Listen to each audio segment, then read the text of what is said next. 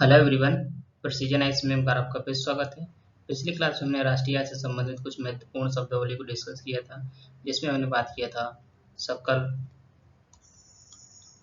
सकल के सकल वर्सेस निवल की बात की थी। फिर हमने घरेलू वर्सेस राष्ट्रीय की बात की थी। ये सब कुछ हमने डिस्कस किया था। प्लस हमने जीडीपी जो नॉमिनल होती है उस वो क्या होती है, जीडीपी रियल जीडीपी, इन दोनों के में क्या डिफरेंस होता है। फिर हमने देखा था जीडीपी डिफ्लेटर क्या होता है, जीडीपी डिफ्लेटर, इसको भी हमने डिस्कस किया था। आज का जो हमारा टॉपिक होगा वो होगा जीडीपी पीपीपी, क्रय शक्ति क्षमता। प्लस इसके साथ साथ हम देखेंगे जो राष्ट्रीय आय की गणना की जो विधियां हैं, इसको भी आज के हम अपनी क्लास में देखेंगे, जो मोस्पाई के द्वारा प्रयोग में लाई जाती है। फिर इन सब से शुरू करने से पहले मैं आप सभी को एक छोटी सी अनाउंसमेंट बताना चाहता हूँ, जिसमें हमारा जो वीकली है, जो प्रत्येक संडे को मॉर्निंग में आपको समथिंग 7 बजे आपको प्रत्येक संडे को मिल जाएगा। इसमें होंगे पॉलिटी, प्लस इसके साथ साथ इसमें करंट के भी क्वेश्चन होंगे, प्लस इसमें कुछ इकोनॉमी के जो स्टैटिक वाले पोर्शन है, इसका भी स्टैटिक और इसका भी स्टैटिक जो पोर्शन है ये आपको मिलेगा।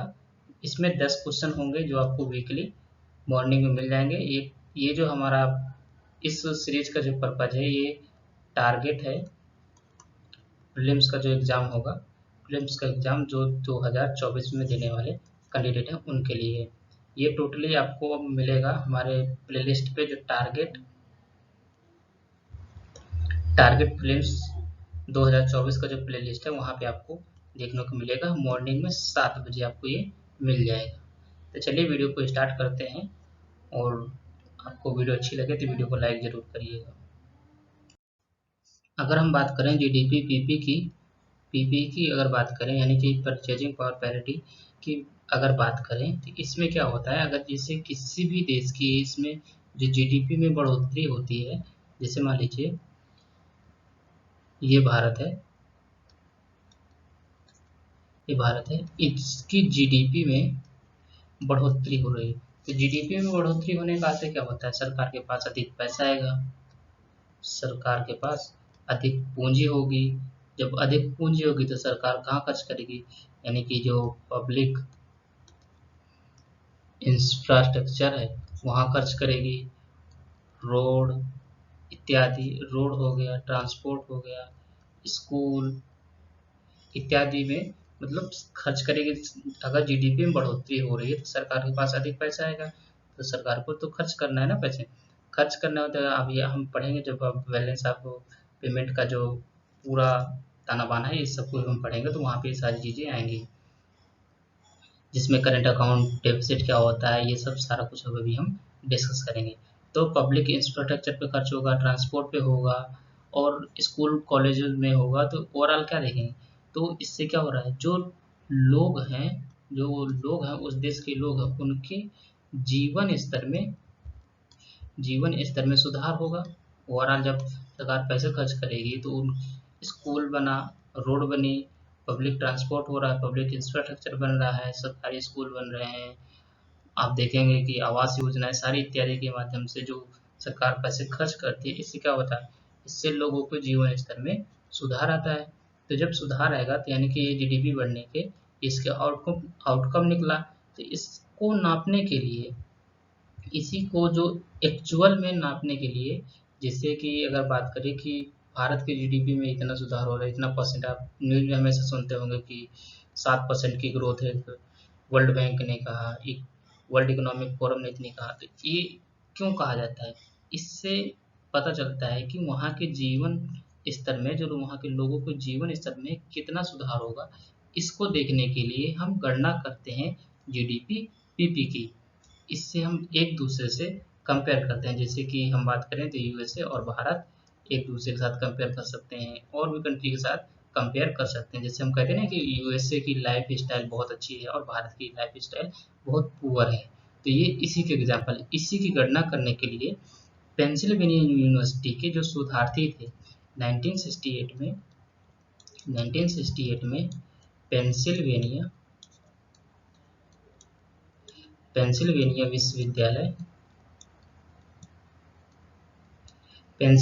विश्वविद्यालय के जो शोधार्थी थे उन्होंने जीडीपी पीपीपी की परिकल्पना प्रतिपादित की थी। जीडीपी पीपीपी की परिकल्पना प्रतिपादित की थी, जिसे इस विश्व बैंक के द्वारा जब इन्होंने प्रतिपादित कर दी तो वर्ल्ड बैंक के द्वारा एक प्रोग्राम चलाया जाता है जिसे नाम दिया गया है इंटरनेशनल कंपैरिजन प्रोग्राम।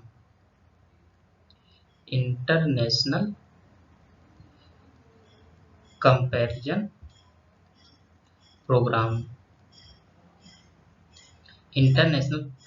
प्रोग्राम ये चलाया जाता है, जिसके अंतर्गत वर्ल्ड बैंक के द्वारा औसतन 3 वर्ष में जीडीपी पीपी की गणना की जाती है। यानी कि परचेजिंग पावर पैरिटी की गणना वर्ल्ड बैंक के द्वारा किस प्रोग्राम के अंतर्गत की जाती है, इसको आप याद रखेंगे, इंटरनेशनल प्रोग्राम के द्वारा की जाती है। अगर आपको क्वेश्चन में मिल जाए, दोनों मिल जाए कि किस प्रोग्राम के अंतर्गत की जाती है, तो आप हमेशा इसको मारेंगे। अगर आए कि वर्ल्ड बैंक का है तो हम वर्ल्ड बैंक को हमेशा टिक करेंगे। तो ये रहा आपका जीडीपी पीपी कि किस तरीके से इसकी गणना की जाती है। लेकिन अगर आप देखें तो अभी जैसे हम बात करें तो इसकी गणना कैसे की जाती है, जैसे कोई काल्पनिक वस्तुएं ली जाती हैं, कोई भी काल्पनिक एक बास्केट बनाई जाती है, उसमें वस्तुओं को रखा जाता है, इसमें से उसकी गणना के लिए एक देश से दूसरे देश के साथ कंपेयर कराया जाता है। अभी हम उसको भी देखेंगे, फिर इसके बाद हम इसको लिखेंगे भी। लिखने के बाद फिर हम अगला टॉपिक जो हमारा होगा, नया फ्रेश टॉपिक जो हम लेंगे वो होगा हमारा भारत में जीडीपी की गणना से संबंधित जो विधियां हैं, इसको भी हम डिस्कस करेंगे। तो इससे पहले हम देख लेते हैं, जैसे अगर हम बात करें यूएसए, एक तरफ यूएसए को ले लेते हैं, एक तरफ भारत को ले लेते हैं। इसमें अगर जैसे मान लीजिए कोई काल्पनिक वस्तु है, अगर हम ले लेते हैं जैसे कोई कार है और यहाँ भी कोई कार है, तो अगर इस कार की कीमत देखा जाए तो यूएसए में $300 है, और इस कार की कीमत देखा जाए, कार सेम है, ऐसा नहीं कि ये कार दूसरी है ये कार दूसरी, कार सेम है, बस देश अलग अलग है। तो यहाँ इसकी कीमत है $100, यहाँ है इसकी $300। तो अगर किसी की, अब यहाँ पे कोई व्यक्ति है, अगर वो एवरेज काम कर रहा है, 1 लाख रुपए कमा रहा है, अगर वो 1 लाख रुपए कमा रहा है, तब उसे $300 जब खर्च करेगा, तब जा करके उसे एक कार मिलेगी। और अगर इसको रुपए में कन्वर्ट करके देखेंगे तो आप इसको 80 से मल्टीप्लाई करके एवरेज आप देख सकते हैं। अगर यही दूसरा व्यक्ति अगर 1 लाख रुपए कमा रहा है, तो उसे यही कार $100 में मिल जाएगी। तो आप देखेंगे जीवन स्तर यहाँ की, देखें लाइफ स्टाइल कहाँ की महंगी है, महंगी यहाँ की पता चल रही है, लेकिन यहाँ का जीवन स्तर सस्ता है। अब यहाँ पे देख सकते हैं, ये यहाँ पे $300 है और यहाँ पे $100 है। तो आप देखेंगे तो भारत की जो जीडीपी पीपी है वो इसके मल्टीप्लाई बाय 3 गुना है, यानी कि ये यूएसए के संदर्भ में अगर देखा जाए तो ये भारत की जीडीपी पीपी का मूल्य जो 3 गुना है। ये आपको समझ आ गया होगा, आई होप। चलिए अब हम इसके बारे में लिखते हैं, फिर इसके बाद और जो भी डाउट हो तो आप मुझे कमेंट बॉक्स में जरूर पूछिएगा, मैं जरूर क्लियर करूँगा। अगली क्लास में जरूर उसको मैं पूरा क्लियर करने की कोशिश करूँगा। चलिए आप हेडिंग बनाइए, जीडीपी पीपीपी, जैसे मैंने ये हेडिंग डाल रखी है, ब्रैकेट में आप यहीं पे लिख सकते हैं परचेजिंग पावर पैरिटी। इसको लिखिए, पहला पॉइंट लिखिए, किसी देश में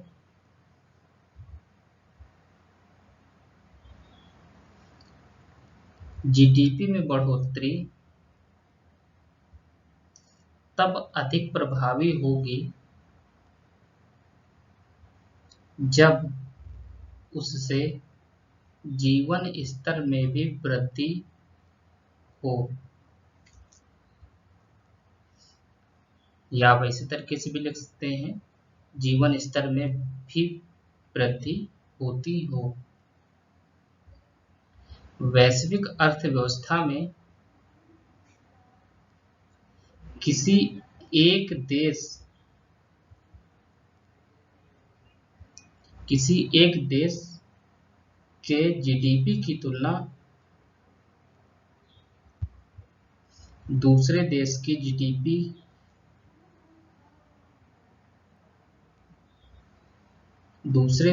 जीडीपी से दो संदर्भों में की जाती है। दो संदर्भों में की जाती है। अब यहाँ पे पहला पॉइंट लिखेंगे इसी के अंतर्गत ही। जीडीपी सांकेतिक में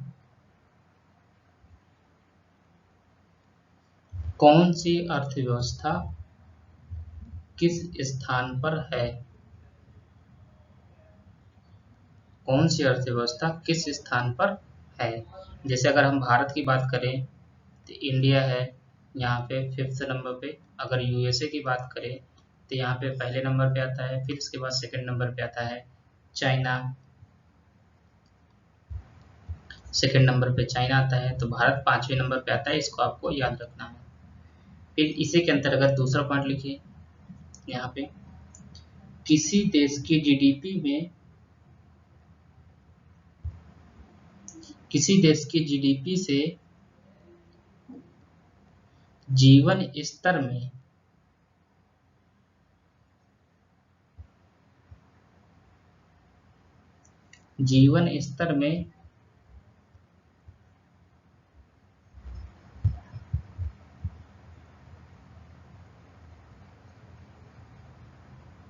किस मात्रा में सुधार हो रहा है, इसको समझने हेतु जीडीपी पीपीपी की परिकल्पना प्रस्तुत की गई।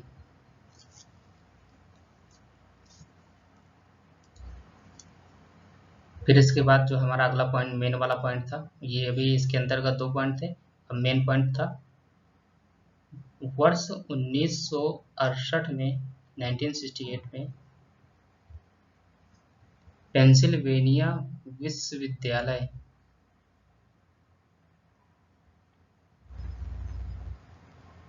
के कुछ शोधार्थियों ने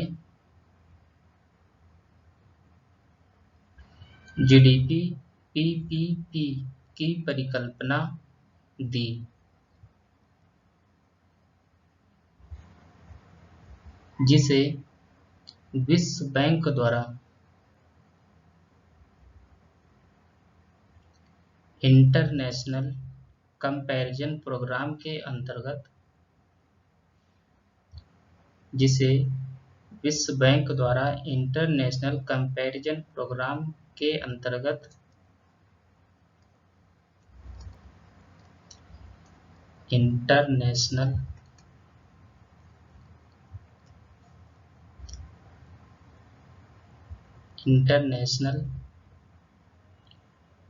कंपैरिजन प्रोग्राम के अंतर्गत औसतन 3 वर्ष के अंतराल पर मापा जाता है।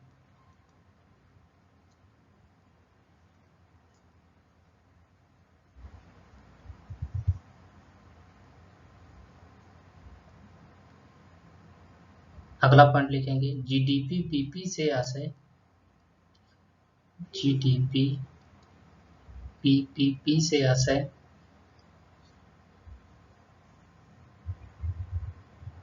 इन्वर्टेड कॉमा में लिखेंगे किसी देश में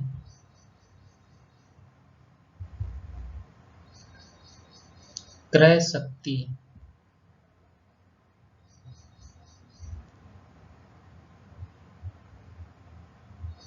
हमने यहाँ पे अमेरिका से कंपेयर किया था, तो हम अब यहाँ पे अमेरिका के एग्जांपल लेंगे। किसी देश में क्रय शक्ति अमेरिका में क्रय शक्ति के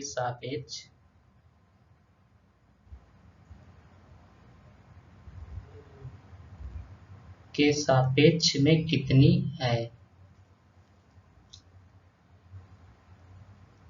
जैसे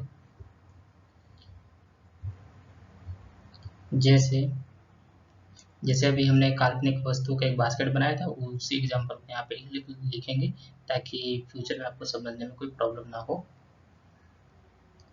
जैसे यदि काल्पनिक वस्तुओं का एक बास्केट तैयार किया जाए,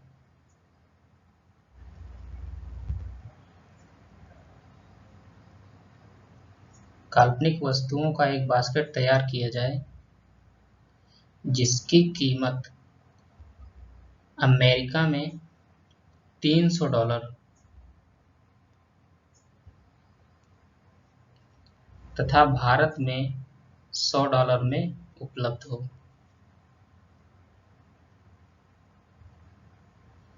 तो यह कहा जा सकता है कि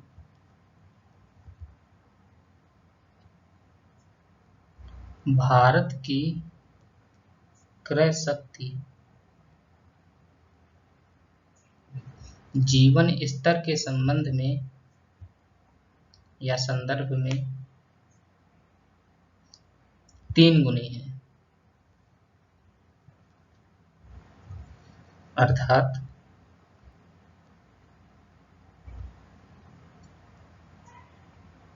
भारत की जीडीपी सांकेतिक को, जो भी हमने पिछली क्लास में नॉमिनल जीडीपी की बात की थी, भारत की जीडीपी सांकेतिक या भारत की सांकेतिक जीडीपी को यदि 3 गुना कर दिया जाए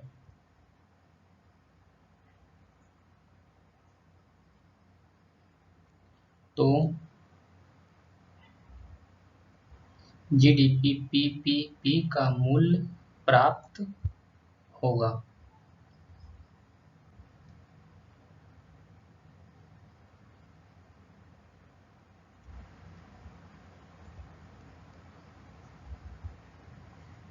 अब आप यहीं पे नोट बना के पॉइंट लिखेंगे। नोट के अंतर्गत पहला पॉइंट लिखिएगा, भारत जीडीपी पीपी में तीसरे स्थान पर है। जीडीपी सांकेतिक में हमने बताया था 5वें स्थान पर है। अगर आप नहीं लिखे हैं तो अगले पॉइंट में लिख लीजिए, भारत जीडीपी सांकेतिक में 5वें स्थान पर है और जो पीपीपी है ये इस पे 3rd स्थान पे है।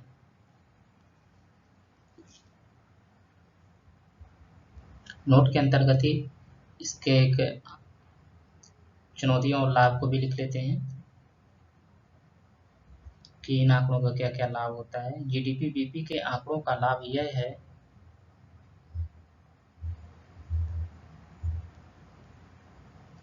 तुलनात्मक रूप से स्थायी प्रवृत्ति का होता है।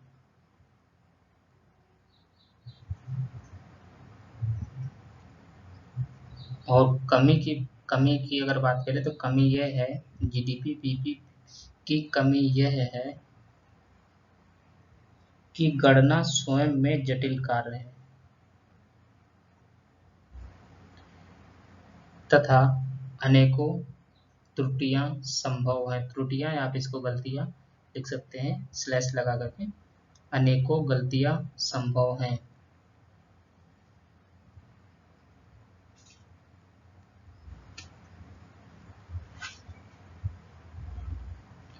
तो ये रहा आपका जीडीपी पीपी।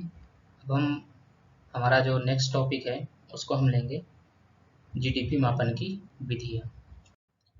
जो हमारा नेक्स्ट टॉपिक है, भारत में जो जीडीपी मापन की जो विधियां हैं, भारत में मोस्पाई, मैंने पहले ही क्लास में बताया था, जो जीडीपी का मापन है वो मोस्पाई के द्वारा किया जाता है। जीडीपी की गणना मोस्पाई के द्वारा की जाती है और जो आंकड़े जो है उसको एनएसओ के द्वारा जारी किया जाता है। ये हमने पिछली क्लास में डिस्कस किया हुआ है, आपको आई होप आपने रिवीजन किया होगा और आपको मालूम भी होगा। तो चलिए, मापन की विधि में अगर मोस्पाई के अनुसार देखें तो इसमें 3 विधि आती हैं। इसमें पहली विधि आती है आय विधि, फिर इसके बाद जो दूसरी है वो है व्यय विधि,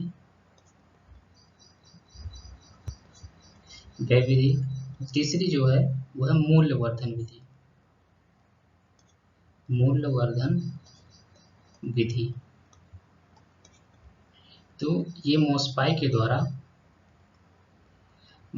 द्वारा ये तीनों विधियों का प्रयोग किया जाता है।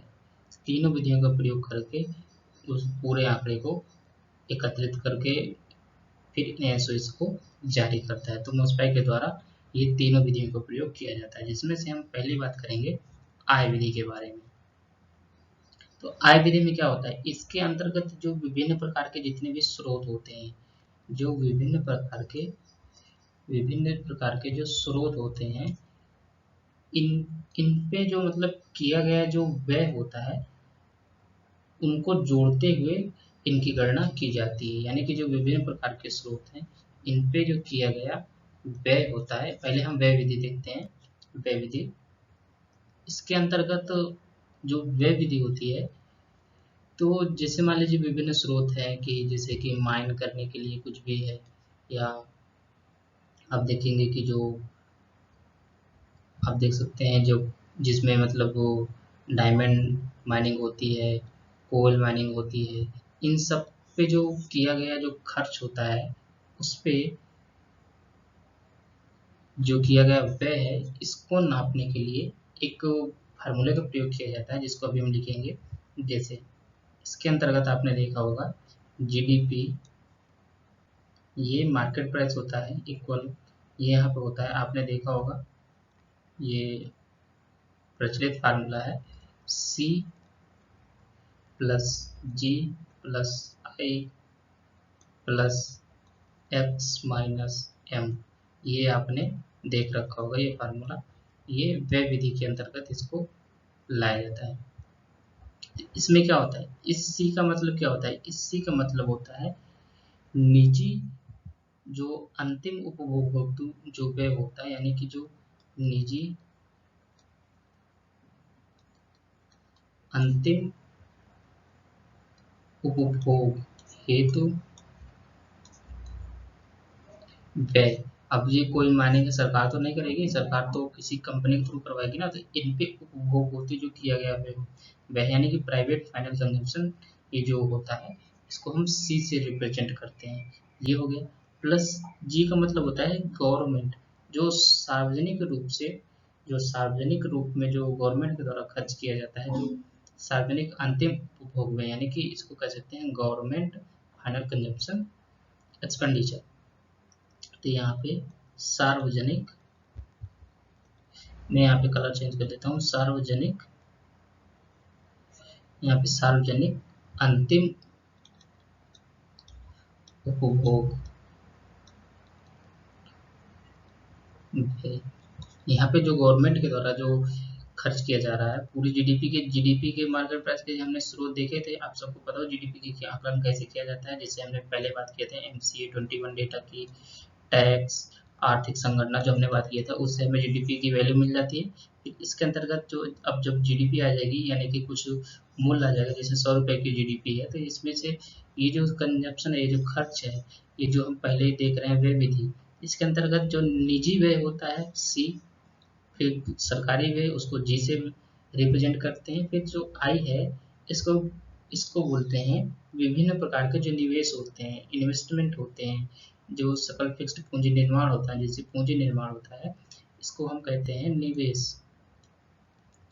ये जो कुछ पैसा मान लीजिए यहाँ पे 20 रुपए खर्च की, यहाँ भी 20 रुपए खर्च की, फिर इसके बाद आप देखेंगे तो बाकी का जो पैसा बचा उसको तो सरकार कहीं ना कहीं तो इन्वेस्ट कर सकती है, वो भी तो उस पर, जिससे पूंजी निर्माण हो, जैसे कि आप ह्यूमन कैपिटल की बात करते हैं, अच्छा ट्रेनिंग प्रोवाइड कर सकती है ताकि पेशेवर दृष्टिकोण अधिक हो सके।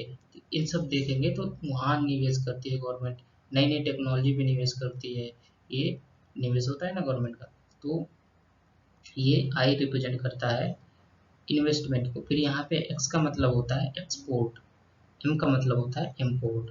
तो ये आपको यहाँ पे फार्मूला मिल गया होगा। तो चलिए अभी हम इसको पूरा फाइनल रूप में देखते हैं।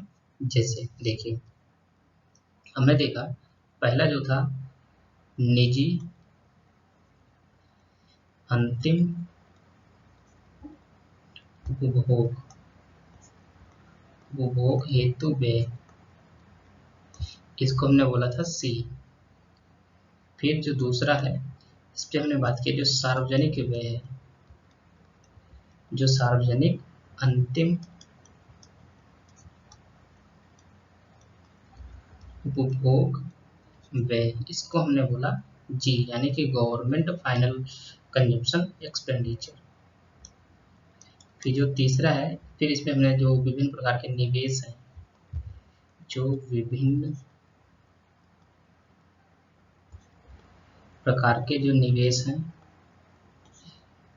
जिससे क्या होता है, जिससे हमें सकल फिक्स पूंजी निर्माण होती है। सकल, यहाँ पे फिक्स्ड पूंजी निर्माण, तो इसको हमने क्या बोला था, आई यानी इन्वेस्टमेंट। जो हमारा चौथा था, इस पे जो कुल निर्यात है यानी कि एक्स माइनस एम, कुल निर्यात माइनस कुल आयात, इस पे को हमने बोला था एक्स माइनस एम। ये फिर इसके बाद जो हमारा फार्मूला बनेगा, तो जीडीपी मार्केट प्राइस इक्वल, ये बनेगा सी प्लस जी प्लस आई प्लस ब्रैकेट के अंदर एक्स माइनस एम।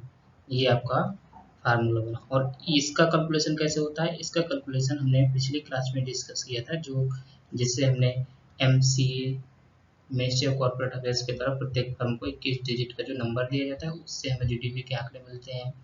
फिर हमने बात किया था टैक्स से रिलेटेड। फिर जो संगणना, आर्थिक संगणना जो की जाती है मोस्पाई के द्वारा, जिसे हमने बात किया था 1975 में शुरू हुई थी। टैक्स में हमने बात किया था जैसे जीएसटी से भी आंकड़े होते हैं, कैपिटल गेन्स टैक्स, इन सब से जो हमें जो वैल्यू मिलती है, इन सब से हम जीडीपी की वैल्यू को हम निकालते हैं। तो ये यहाँ पे मिल जाता है। फिर अगर हम जीडीपी मार्केट प्राइस से अगर हम मूल्य ह्रास को माइनस करते हैं, तो हमें एनडीपी मार्केट प्राइस की वैल्यू मिल जाती है। देखिए हम कैसे व्यय विधि से राष्ट्रीय आय की गणना कर रहे हैं। अभी आपको याद होगा जो हमने पिछली क्लास में बात किया था सकल वर्सेस निवल, उसमें हमने मूल्य ह्रास को माइनस किया था, तो हमें वहाँ पे क्या मिल गया था, जैसे हमने पिछली क्लास में बात किया था सकल से हम मूल्य ह्रास को माइनस कर रहे थे, मूल्य ह्रास को, तो हमें क्या मिल रहा था, नेट नेट निवल की वैल्यू मिल जा रही थी। तो यहीं पे अगर जीडीपी मार्केट प्राइस में अगर हम मूल्य ह्रास को माइनस करेंगे, तो हमें जो वैल्यू मिलेगी, हमने एनडीपी मार्केट प्राइस, ये वैल्यू हमें मिलेगी। एनडीपी मार्केट प्राइस हमने पिछली क्लास में कवर कर रखा है, जो हमने पूरे 8 घटक बताए थे। फिर अगर एनडीपी मार्केट प्राइस में हम माइनस कर दें अप्रत्यक्ष कर को, आप पिछली क्लास को याद करिए, अप्रत्यक्ष कर को माइनस कर दें, ये अगर सब्सिडी है, सब्सिडी को जोड़ दें, सब्सिडी को अगर जोड़ दें, तो हमें निवल घरेलू उत्पाद मिल जाता है। वो भी कब, साधन लागत पे। निवल घरेलू उत्पाद ये कब होता है, ये होता है साधन लागत पे, साधन लागत पर। ये निवल घरेलू जो उत्पाद है, ये मार्केट प्राइस है, जिसमें हम अप्रत्यक्ष कर को माइनस कर देते हैं, सब्सिडी को जोड़ देते हैं, तो निवल घरेलू उत्पाद हमें साधन लागत पे मिल जाता है। फिर अभी हमने बात किया था, यानी कि हमें जो मुद्रा मिली, यहाँ पे सॉरी, यहाँ पे जो वैल्यू मिली एनडीपी, ये हमें फैक्टर कॉस्ट की वैल्यू मिली, ये एनडीपी फैक्टर कॉस्ट। अब हमने आपको बताया था कि जब देखिए फैक्टर कॉस्ट में जो हमारे यहाँ के लोग हैं, जो भारत के लोग हैं, वो विदेशों में काम करते हैं, विदेशी लोग जो हैं भारत में काम करते हैं। इससे क्या होता है, आय का आदान प्रदान होता है, यानी कि भारत के लोग वहाँ से पैसे को लाते हैं, यहाँ के लोग वहाँ ले जाते हैं।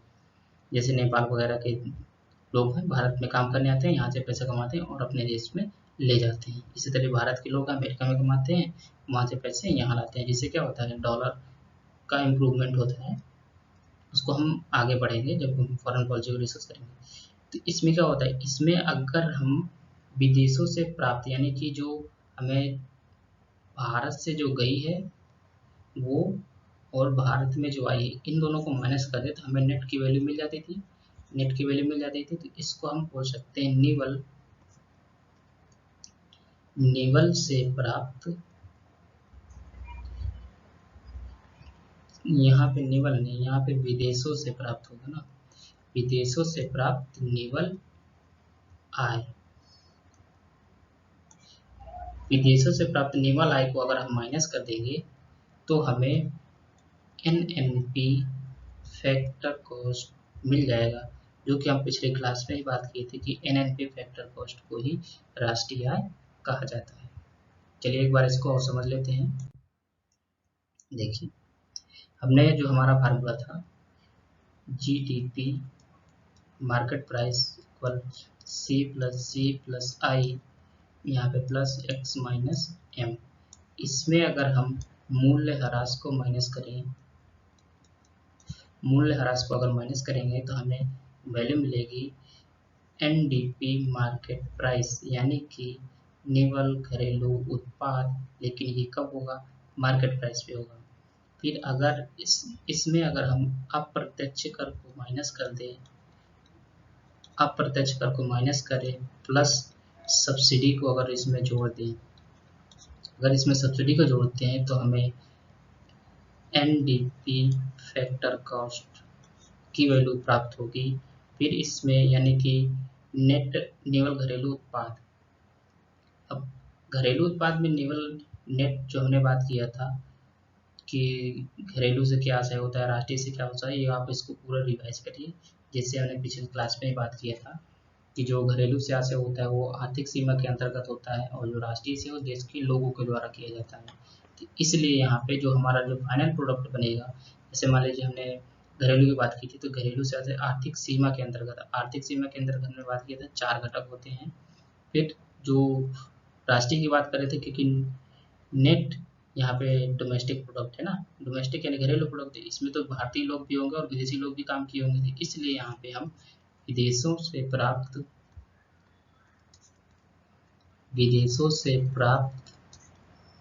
निवल आय यहाँ पे हम माइनस कर देंगे तो हमें जो वैल्यू मिलेगी NNP फैक्टर कॉस्ट। इसी को याद करिए, पिछली क्लास में हमने बात किया था, इसी को ही राष्ट्रीय आय कहा जाता है। आई होप आपको ये व्यय विधि से कैसे राष्ट्रीय आय की गणना की जाती है आपको क्लियर हो गया होगा। अब हम बात करेंगे आय विधि के द्वारा। आय विधि में अगर देखें, इसमें क्या होता है, इसमें जो विभिन्न स्रोत होते हैं, इस पे मतलब इनसे प्राप्त जो आय होती है उसको जोड़ा जाता है। और व्यय विधि में क्या होता है, जो जो विभिन्न स्रोतों पे किए गए व्यय को जोड़ा जाता है।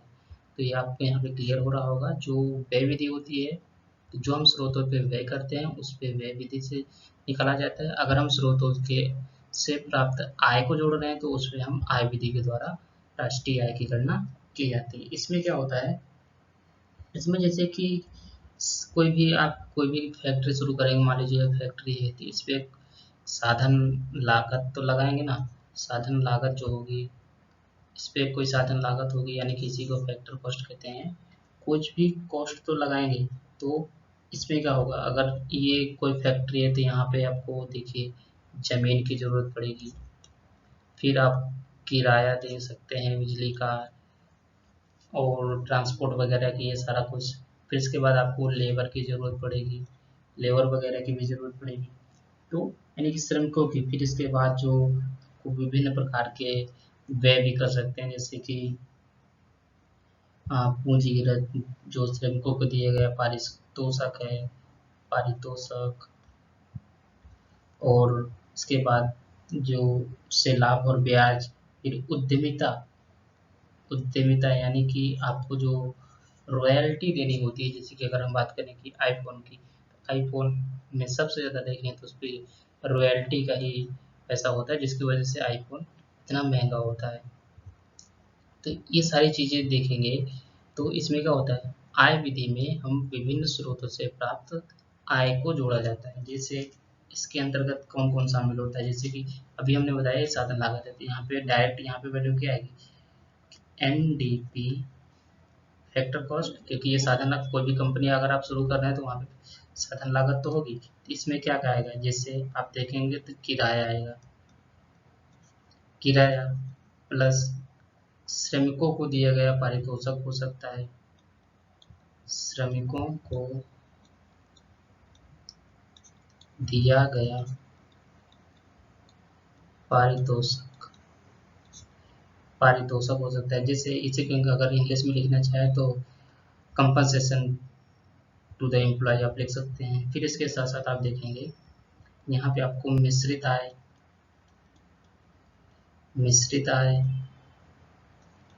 फिर आप देखेंगे तो इसमें जो लाभांश होगा, देन आप देखेंगे इस पे कुछ ब्याज होगी, फिर आपको रॉयल्टी जो हमने बात किए थे कि जो उद्यमिता है वो भी देनी होती है। अगर आप कोई प्रोडक्ट बना रहे हैं उस पर रॉयल्टी चार्ज देना होता है। ये इंटरनेशनल कानून है, तो उसको भी हम डिस्कस करेंगे जब हम आईपीआर सब डिस्कस करेंगे। तो ये देखिए, अब मिश्रित आय क्या होती है। मिश्रित आय जैसे कि कोई भी आय है, जैसे कि अगर किसान की बात करें तो किसान में जैसे 4 सदस्य हैं, 4 सदस्यों के द्वारा स्वयं ही उत्पादन किया जा रहा हो, किसी भी उनकी स्वयं की जमीन हो, स्वयं का लेबर, ये सब जो होता है, जो सदस्य हैं वही काम करें, और जो बाहरी कुछ भी इसमें खर्च ना हो रहा हो, तो वो किसान क्या होगा। जैसे किसान वहाँ से कुछ आय हो रही है, अर्जित कर रहा है, तो उसको मिश्रित आय में बोलेंगे। जैसे कि उसके पास स्वयं की जमीन है, स्वयं के काम करने वाले हैं, और उस जैसे वो ट्रैक्टर का यूज नहीं करता है तो बैल का भी प्रयोग कर सकता है। फिर जो उससे जो उत्पादन होगा उसको मार्केट में सेल करेगा, तो उससे जो प्राप्त आय है तो वो मिश्रित आय में शामिल होगी। तो आप देखेंगे तो कई ऐसे इंडस्ट्री हैं जो स्टार्टिंग में आपको मिश्रित आय से संबंधित थी, वो अपने खुद की ज़मीन पे ही वगैरह अपने ही रिसोर्सेज का यूज़ करके कंपनी को आगे ले जाते हैं, और फिर एंड में वो सफल भी होते हैं। तो मिश्रित आय भी इसमें शामिल होती है।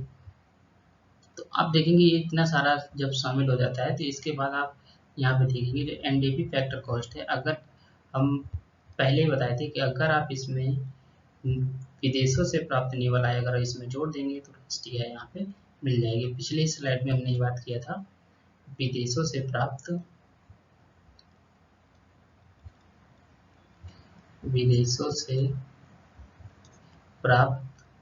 निवल आय को अगर आप इसमें जोड़ देंगे तो हमें यहाँ पे एनएनपी फैक्टर कॉस्ट की वैल्यू मिल जाएगी, जो इसी को ही राष्ट्रीय आय कहा जाता है। ये आपको वे विधि समझ में आया होगा, और आपको ये आय विधि भी समझ में आ गई होगी। अब हमारे जो अगली विधि है वो है मूल्यवर्धन विधि। लेकिन उसको समझने से पहले एक टर्म होता है ऑपरेटिंग सरप्लस। इसमें क्या क्या आता है इसको भी देख लेते हैं, हो सकता है ये कभी प्री में पूछ ले। ऑपरेटिंग सरप्लस ये कैसा टर्म है, इसमें क्या क्या शामिल होता है। जैसे इसमें किराया हो गया, लाभांश, ब्याज, लाभांश हो गया, ब्याज हो गया, फिर इसके बाद रॉयल्टी, इस पे रॉयल्टी। तो इन सबको अगर आप जैसे आप ये किराया, लाभांश, ब्याज, रॉयल्टी, इन सबको सबकी जगह आप ऑपरेटिंग सरप्लस भी आप इस टर्म को यूज कर सकते हैं, और इस तरीके से आप इसको लिख सकते हैं। तो इन सबको मिला करके एक जो होता है इसको ऑपरेटिंग सरप्लस कहा जाता है। चलिए अब हमारी जो अगली विधि है मूल्यवर्धन विधि, उसको डिस्कस करते हैं। इस विधि के अंतर्गत देखिए, जैसे नाम से ही पता चल रहा है मूल्यवर्धन विधि, इसमें जो विभिन्न क्षेत्र होते हैं, विभिन्न क्षेत्र के मूल्यवर्धन यानी कि जो वैल्यू एडिशन हो रहा है उस पे इसकी गणना की जाती है। जैसे इसको इसमें जोड़ा जाता है। जैसे कि अगर हम देखें कोई किसान है, किसान का उत्पादन, कोई किसान है, किसान गेहूं का, जैसे मान लीजिए किसान द्वारा सॉरी यहाँ पे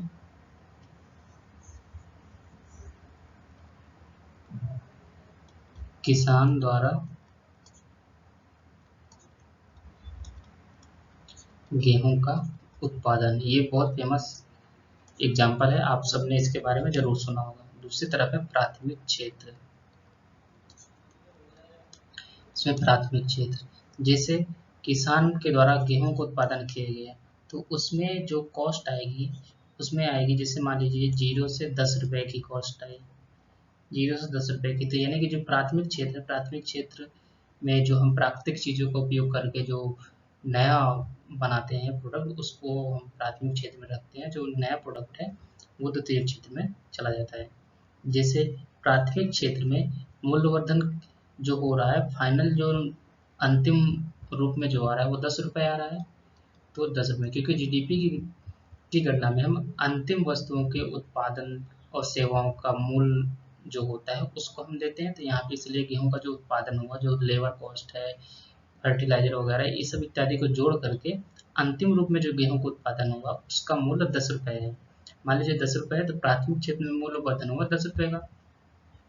फिर इसके बाद इसी गेहूं को किसी कंपनी के द्वारा आटा बनाया गया, इसको आटा बना दिया गया। तो आटे में इस आटे का अंतिम मूल्य हो गया 30 रुपये, यानी कि मूल्य वर्धन कितना हो रहा है, 20 रुपये का। यहाँ पे 20 रुपये का मूल्य वर्धन हो रहा है, यानी कि पहले 10 था, यहाँ पे 20 रुपये। तो यहाँ पे द्वितीयक क्षेत्र में क्या होगा, द्वितीयक क्षेत्र द्वितीयक क्षेत्र में जो वैल्यू एडिशन हो रहा है, ये यहाँ पे प्लस का 20 रुपये हुआ, तब जा करके यहाँ पे वैल्यू 30 रुपये हुई, ये हुई। ताकि ये हमको यहाँ पे लिखना नहीं था 30 रुपये।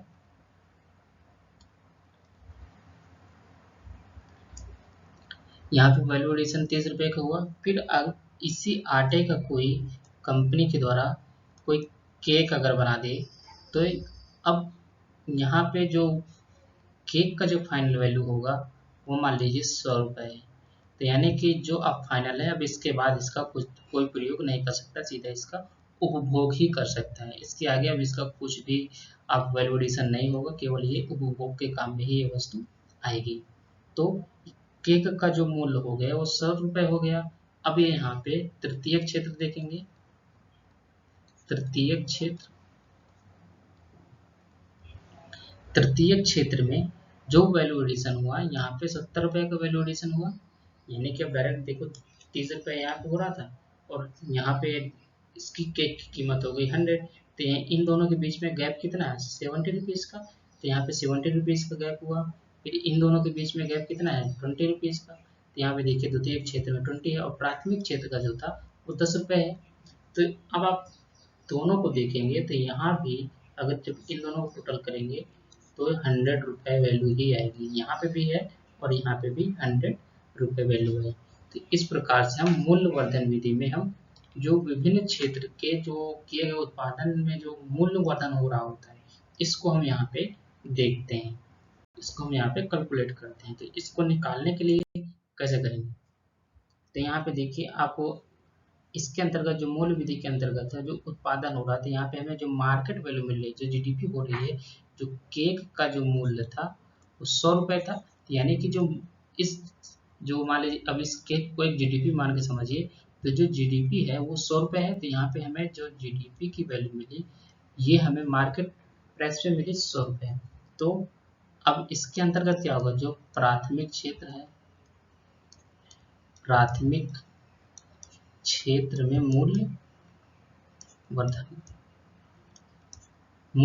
आप यहाँ पे वैल्यू एडिशन भी कर सकते हैं। मूल्य वर्धन का जो जो वैल्यू हर बार ऐड हो जा रही है, इसको भी आप कर सकते हैं। प्लस अगर आप जीडीपी अब पिछले ही मैंने विधि में वे विधि में ही इसको मैंने डिस्कस किया था कि जीडीपी एट मार्केट प्राइस में अगर हम मूल्य ह्रास को माइनस कर देते हैं तो हमें जो नेट निवल उत्पाद है ये हमें मार्केट प्राइस पे मिल जाता है, यानी कि हमें एनडीपी मार्केट प्राइस पे मिल जाता है। फिर इसमें क्या होगा, यहाँ पे द्वितीयक क्षेत्र द्वितीयक क्षेत्र होगा, द्वितीयक क्षेत्र में किया गया मूल्य वर्धन ये होगा। फिर अगर आप देखेंगे तो जो इस पे एनडीपी मार्केट प्राइस पे हमने माइनस किया था, जो अप्रत्यक्ष कर है इनको माइनस कर दें, प्लस सब्सिडी अगर कोई है, सब्सिडी अगर इसको जोड़ दे, तो हमें जो वैल्यू मिलेगी वो मिलेगी NDP at factor cost, NDP at factor cost, यानी कि नेट निवल जो उत्पाद है, नेट घरेलू उत्पाद है, निवल घरेलू उत्पाद एट फैक्टर कॉस्ट पे जो वैल्यू मिलेगी वो मार्केट प्राइस में, एनडीपी मार्केट प्राइस में जब हम अप्रत्यक्ष कर को माइनस करेंगे और सब्सिडी को जोड़ेंगे तो हमें ये एनडीपी फैक्टर कॉस्ट की वैल्यू मिलेगी। अब इसमें अगर हम इसमें अगर हम विदेशों के द्वारा जो प्राप्त आय है प्लस कर दें, अगर इसमें विदेशों से प्राप्त आय जोड़ देते हैं तो हमें जो फाइनल वैल्यू मिलेगी वो NNP फैक्टर कॉस्ट, इसी को हम कहते हैं राष्ट्रीय आय। तो इस प्रकार से मोस्पाई के द्वारा राष्ट्रीय आय की गणना 3 विधियों का प्रयोग करके किया जाता है। और यहाँ पे आप इसको तृतीयक क्षेत्र भी लिख सकते हैं, तृतीयक क्षेत्र में किया गया मूल्य वर्धन। इस तरीके से आप देख सकते हैं।